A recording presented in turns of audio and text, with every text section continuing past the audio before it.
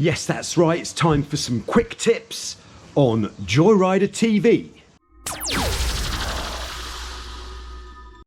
Yes, hello, it's Joe here for joyridertv, and this is the first of, I believe, season 3 of quick tips on joyridertv, where I've just got some very quick tips to help you with the sailing, setting up, preventing damage, preventing you hurting yourself kind of tips for your catamaran sailing. Let's jump in. Okay, this tip is quite important if you've got, this is an FX1, but if you've got a boat that has a similar fitting on the bridle wires, this can be quite dangerous. This actually happened to me where I'd capsized, was going to get a hold of the boat, and my finger actually went through this gap and got stuck. It was horrendous. You don't want that to happen, and that can be avoided quite easily with a bit of tape. We're just gonna close that up with tape, and at the same time we'll tape in that split ring there, and that means now nobody's finger is going to go through that hole, which could cause quite a bit of skin loss and pain. Okay, for our next tip, what if you capsize and you've got wet telltales and you don't know how much to sheet the jib in? Okay, this is a good one. What you can do is make sure you've got some tapes on your bridle wires at the front of the boat. These are going to tell you which way the wind is blowing on the boat.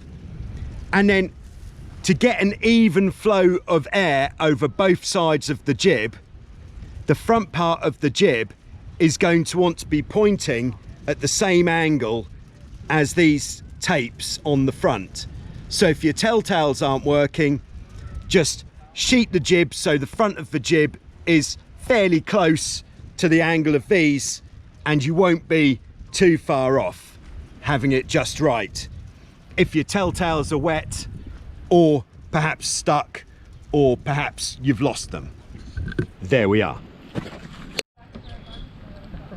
If you've got a boat which has got an older mast, there is a chance that your mast might leak. A leaky mast can be quite dangerous because the boat could invert very quickly if there is water inside the mast. So to make sure that your mast never goes in the water, you could fit a masthead float or baby bob to the top of your mast, and that will give you that peace of mind knowing that your boat will not invert. Okay, so for our next one, if you have got a spinnaker on your boat, it's a very good idea to keep all of this stuff at the front covered up so that it can't snag on the spinnaker and potentially rip the spinnaker. So what I'm using is I've got an old shroud adjuster cover, and I've cut it open. Ouch, I know. But then what we can do is just pop him over all of that,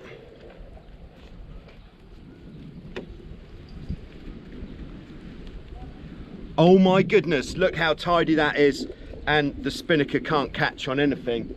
And then we'll just finish that off with a bit of tape to hold it on.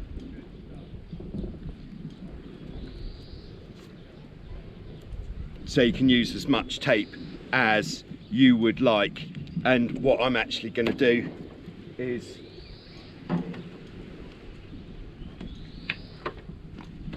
we're just going to drop the jib down a little bit so that I can put some tape around this part at the top as well.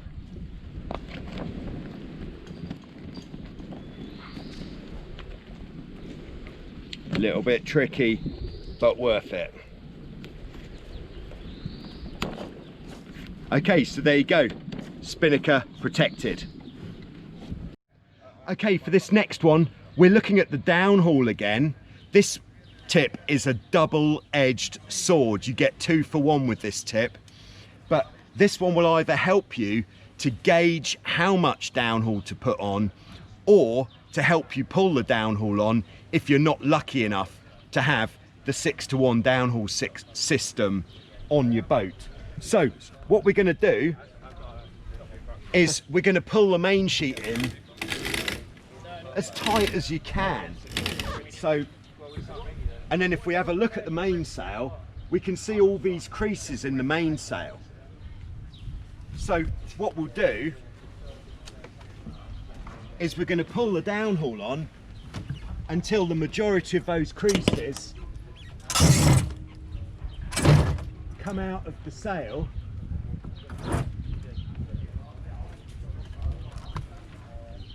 and then there we know that we've got the right amount of downhaul on for sailing in that amount of wind where you're going to be pulling on the main sheet that much. Now, I said it was a double-edged sword. The double benefit of that is by pulling the main sheet on first, what that's going to do is actually downhaul the sail for you by pulling it down. So then all you're doing with the actual downhaul is taking up the slack, and it's going to be a lot easier to get your downhaul on in that situation. Thank you very much. So there you go. Hopefully you'll find some of that useful, or at least interesting, or perhaps thought-provoking. If you've got any tips you'd like to share yourself, then do put them in the comments below, and maybe I'll record what you're suggesting and put it in the next episode of Quick Tips for Catamaran Sailors. As ever, thanks to everybody for supporting the channel. If you'd like to jump in and help support the channel, check out in the description below. Other than that, we'll see you later on Joyrider TV with some more very soon. Thank you very much.